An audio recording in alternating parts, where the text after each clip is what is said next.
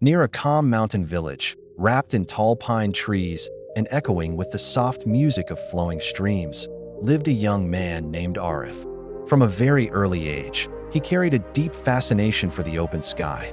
There was something about heights that called to him, not only physical heights, but emotional and spiritual heights too.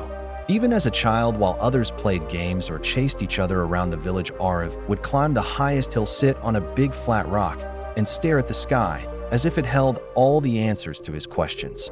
The world above him felt limitless, full of possibilities, dreams, and freedom.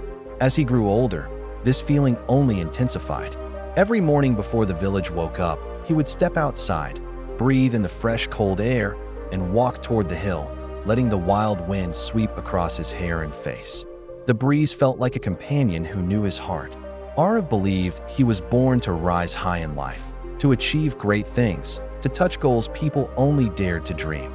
He felt like he was meant to fly, not with wings, but with purpose and passion.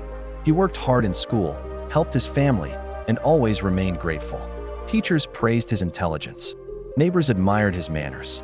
His parents dreamed proudly of his future. Everything in his life seemed to support the flight he had planned for himself. Opportunities opened up easily, and he succeeded in almost everything he attempted. His friends would often say, "Aarav is blessed. Life is always on his side." Aarav would smile quietly, not realizing how quickly life can change. And then, one year, everything collapsed. Aarav did not know that even the brightest skies can darken, even the strongest wings can break. Life brought him a storm he never expected. First came the loss of a scholarship he had worked day and night for. Then came the breakup with a person he deeply trusted. Soon after, a business plan he invested his time, money, and hopes into failed miserably. Each event came like a blow of thunder, one after another, giving him no time to breathe, recover, or prepare. It felt as if the universe had suddenly turned against him. The sky he once loved turned into something frightening. His dreams lit up with the flash of lightning, only to be shattered seconds later. He tried to push through it all. He tried to stay strong. But when pain hits from all sides, emotionally, mentally, financially, socially, even the strongest hearts tremble. Aarav felt like he was being tossed around just like a dried leaf caught in a storm. Everything he believed in, everything he worked for, everything he built, fell apart within months. One evening, after another harsh failure, Aarav collapsed mentally. He cried for hours, feeling helpless, defeated, and painfully alone. When he finally opened his eyes the next day, his confidence felt like a broken wing. His motivation felt dead. His dreams looked distant and blurry. He tried to stand emotionally, but couldn't. His spirit felt too damaged to rise. Weeks passed. Aarav stopped meeting people. He withdrew from friends. He barely spoke to family. He would quietly leave the house and sit under an old tree near the mountains, watching others continue their lives. He saw students going to school, workers heading to the fields, children playing joyfully, elders praying peacefully. Life was moving forward while he remained stuck, trapped inside his own darkness. He whispered to himself again and again, "Why me? What wrong did I do? Why would fate take away everything I loved? Why did it break my wings?" Tears would escape his eyes often. His heart felt like it was drowning in sadness. The boy who once dreamed of touching the sky now struggled to survive the ground beneath him. One early morning, while Aarav sat beneath that tree, staring blankly into space, an old monk happened to pass by. The monk had a serene face, peaceful eyes, and a wise smile that carried decades of understanding. He noticed Aarav's dull expression. Softly, he approached and sat beside him. "My child," the monk asked gently, "why is there so much sadness in your eyes?" Aarav hesitated at first, but something about the monk's presence felt comforting. So he spoke honestly. "I used to aim so high in life. I had dreams. I worked hard. I wanted to fly. And now I can't even lift myself up. My life feels meaningless." The monk listened carefully. Then he smiled and said, "If you cannot fly right now, then walk." Aarav was stunned. "Walk? How can I walk when I was meant to fly? My dreams were big. I wasn't made for small steps." The monk looked into his eyes and said, "When one path closes, another opens. You only need to look for it. Life took away your wings, not to punish you, but to teach you the strength of your feet." And with those words, the monk walked away quietly. Aarav sat confused.